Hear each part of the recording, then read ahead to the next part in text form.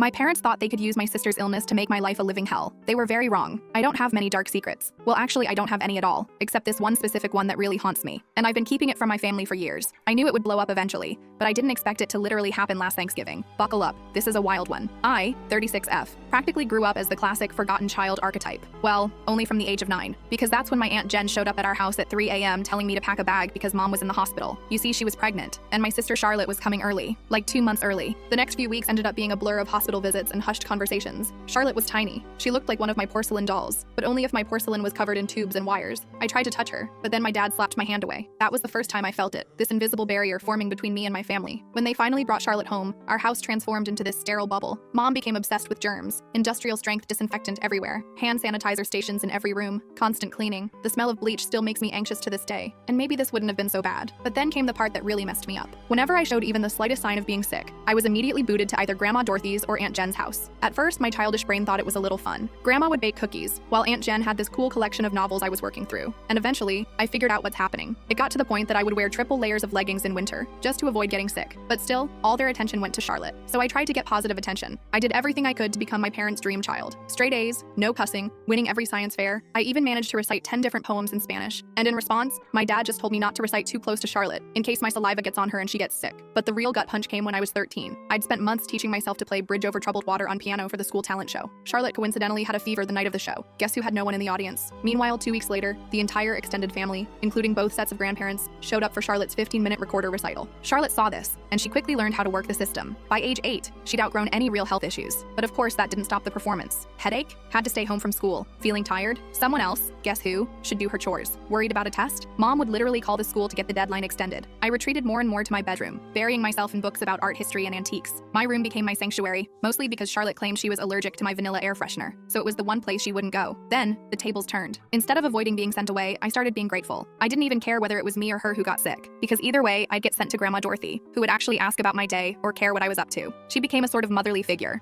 She was the one who got me interested in vintage jewelry. Meanwhile, the only time my parents even mentioned my name was to say some BS like, oh, Charlotte just needs more attention because she had such a rough start. Taylor's always been so independent. Taylor understands her sister has special needs. But no, I did not understand. I was a kid who couldn't figure out why having a healthy immune system made me less deserving of love. But hey, at least it taught me self-reliance. When nobody checks your homework or cares about your achievements, you learn quickly to be your own cheerleader. But here's the thing about being invisible. No one's watching your failures or your successes. So do whatever the hell you want. To say I took advantage of this would be an understatement. In just a few months, I changed the course of my life forever. My parents couldn't believe it, and Charlotte finally got what's coming. To this day, I still tell people what I did because I'm so damn proud of myself for it. I would tell you, but I don't have time to in this short video. Click the link or go to my channel to watch it.